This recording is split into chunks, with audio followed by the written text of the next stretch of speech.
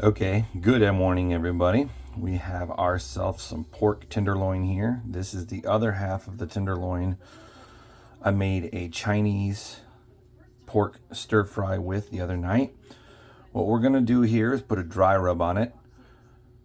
What I'm gonna do is put some mustard on for a binding, but before we do that, make sure your meat is up to room temperature and you have patted it dry of any moisture, blood, what may be on it. Then we'll put our binder on it. Then I'm going to use a rub that I kind of took from one called Texas Black Gold. It's got charcoal, garlic, salt, cayenne pepper, and the mixture I put together is going to have a little bit of brown sugar in it as well. I just like the flavor of sugar on my rubs. We're also going to inject it with some fresh homemade apple cider that we saw in another video that I put together. And then we're gonna baste it as it smokes at about 130 to 140 for several hours. We're then gonna make some barbecue sauce to baste that with, also from the apple cider that I made in my last video. So let me get this bind up and get it with its rub put on it, and we'll pick up the video here in a minute. As you can see, there's some of our mustard binder on here. We're gonna go ahead and rub that in just nice and smooth over the surface. In case those that are wondering, this will not change the flavor of any of the rub you put on. What this does is just help that dry rub you're gonna put on there stick just that much better. Now, like I said, this is my recreation of a Texas Black Gold rub. I don't know why they call it a rub, because what you're going to want to do is take it and pat it into the meat, just kind of gently. You're not rubbing it, because what you're going to do is you rub it, you're going to pull that rub off along with that binder. So we're just going to pack it on there nicely. We'll get the top, and then we'll get the sides, and then we'll get the back. Okay, you can see we have our apple cider mixed up. We're going to put that into our syringe. Not only this will help soften the meat itself, but it will also add some extra flavor to it as we smoke it. So we're going to fill up our syringe and we're going to inject as our grill and smoker continues to warm up. Okay, as you can see, we have injected our loin with the apple cider vinegar. And yes, you see a mess. And I want you to see that, because a lot of times I've seen videos over the years and everything looks perfectly nice and beautiful as they're doing all this. And the reality is, it's not a clean, beautiful thing as you create and do. Sometimes you make a mess. You clean up after you go, but show the reality of things. And that way people go into it with a different expectations. I know visually it can be different sometimes and really throw you off when you see the mess, but the reality is, it is a mess, but it's fun to do. Okay, outside we go to start smoking our meat. It's another beautiful day here in Connecticut, and it's a whole whopping 68 degrees right now. It's a real rough life out here. So, I am going to use my new favorite grill. Again, I'm not sponsored by them, but I love their grills. I was hesitant in getting a pellet grill because I thought it made life too easy and it could make anybody smoke, which it can. But considering I'm a person that's built my own smoke pits, I've used the old school one. I had a grill I called Black Betty. Wood, beautiful, old cast iron smoking grill. I loved it. I have a great friend and my chiropractor back in Texas that bought it from me, and he's loving it now. But this Z grill is doing amazing work for me. So we're gonna put our meat on first. We're gonna go ahead and put it on the grill. We're not gonna wrap it. I'm gonna let it go for about 2 hours at 180 before I come out, give it a check, and probably flip it.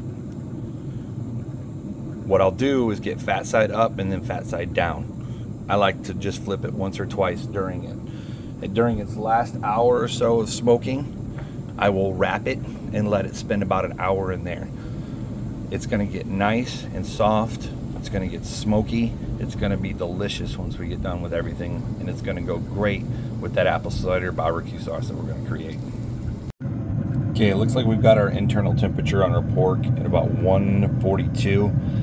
To make it safe and cooked, it needs to be about 145. So we'll give it a couple more minutes here on the grill. I'm going to spray some more apple cider on it. And then once we hit that 145, we're going to wrap it. Okay, we are at the temperature we're looking for. So some people use parchment paper, some use aluminum foil. I'm going to use aluminum foil today. I'm going to wrap it, spray it, and then we're going to set it back on the heat.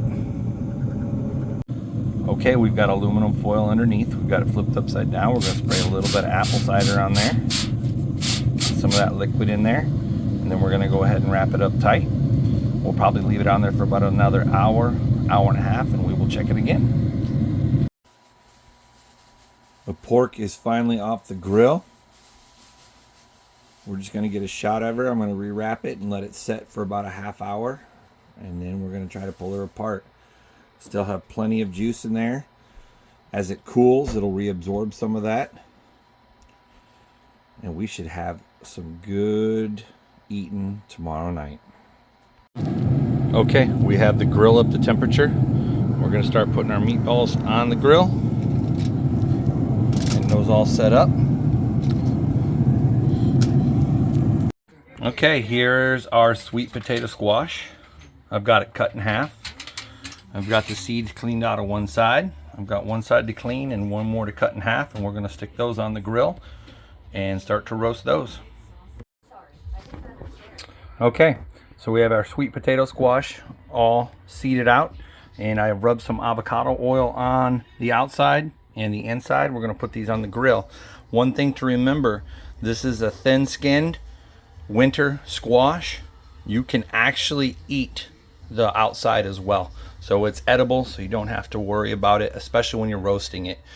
If you're going to do it in some other ways, such as a mash, you need to go ahead and peel the skin off. But roasting it, you can leave it on and eat it. Okay, we have got our sweet potato squash down on the grill. As you can see, there's marks. Well, that's where I had put my meatballs earlier. So I'm kind of let them cook in the same grease, juices, and flavor on the bottom. Let them soak that up a little bit. And here's our meatballs. They're gonna go with another meal, but I like to do 2 at a time just for fun. And my wife got me this as my favorite energy drink. Again, I'm not sponsored by them, but I really enjoy their energy drink. Okay, to go over our sweet potato squash and some pulled pork I made before, we are going to go ahead and start our apple cider barbecue sauce. Right now I have the dry ingredients of roasted garlic, chili powder, onion, pink Himalayan salt, some smoky honey habanero, coarse black pepper, and I also have some Korean chili flakes. Our wet ingredients are going to be some ketchup for tomato base, a little bit of apple cider, vinegar, and apple cider. What we're going to do is mix that all together, and we're going to warm it up to a slight boil, and then we're going to let it simmer for a little bit. Okay, we've got a couple of our wet ingredients in here now. We've got our ketchup, we've got our apple cider vinegar. Also going in is some of my homemade apple cider sauce or juice. We're going to bring that to a boil, like I'd said before. Then we're going to turn it down to a slow simmer. Okay, you can see we've got a nice rolling boil there. I'm going to sprinkle a little bit in a cornstarch. Yes, I know most people put a slurry. I kind of do things differently. I'll just sprinkle it in lightly.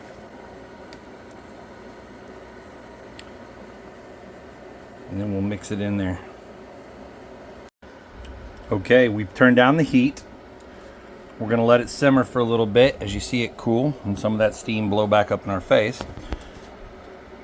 What I also am going to do when it has cooled down a little bit, I am going to put my emulsifier in there, and I am going to take all those chunks of onions and garlic pieces you see and grind those up and make a nice smooth barbecue sauce. Okay, this is our sweet potato squash off the grill. You can see that nice caramelized edges. And the shell on the back is nice and soft, and you can kind of feel it separating, so you know it's done. On to our next step. Okay, we've got our emulsion blender in our barbecue sauce to make it nice and smooth. The reason I'm using an emulsion blender, and I suggest an electric one if you're going to do it, I had a battery operated one or rechargeable. It was nice, but it wasn't powerful enough. One of the reasons I have an immersion blender is my wife and I now do RV life, tiny house life. So I'm an at-home chef in an RV, showing that you can do all this wonderful stuff in space people don't think you have. Now, the biggest reason I went ahead and put the emulsion blender to work on this is because I had used some onion flakes as opposed to a powder. I was out of the powder, so I just figured I'd put it in there and smooth it out. Another ingredient I was out of was paprika, that's rare. But I ended up using a honey habanero seasoning that I had to replace it. So that's one thing to remember when you're making things. Find something close or something to your tastes. You don't necessarily have to use everything on a recipe. You can go outside that box and think for yourself and really come up with something that's gonna tailor to your taste buds. Okay, as you can see, we've got the finest of fine china out. I'm gonna just show you that pork that I've been working on. Look how easy that just pulls apart. Look at that. That's what you want. Just nice, shredded, and easy.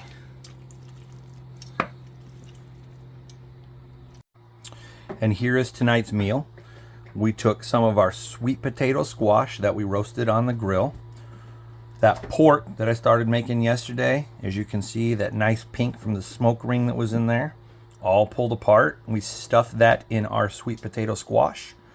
And then we topped it with our apple cider homemade barbecue sauce. So we'll have sweet and savory and a little bit of heat in there as well. Bon appetit.